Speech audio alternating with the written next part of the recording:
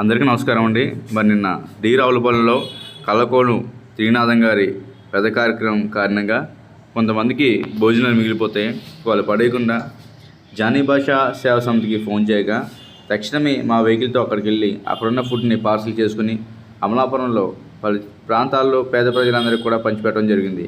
ఈ అవకాశం మాకు ఇచ్చినటువంటి సాంబశివరావు గారికి హృదయపూర్వకంగా అభినందనలు తెలియజేస్తూ ఉన్నాం. ఎక్కడైనా సరే భోజనం మిగిలిపోతే మీరు పడేయకుండా జానీ భాషా సేవా సమితికి ఫోన్ చేస్తే కనుక మా వెహికల్ అక్కడికి వచ్చి అక్కడ ఉన్న ఫుడ్ని పేద ప్రజలందరూ కూడా పంచిపెట్టడం జరుగుతుంది. ఒక చిన్న ఆలోచన పేదవాడి ఆకలి తీరుస్తుంది. జై హింద్.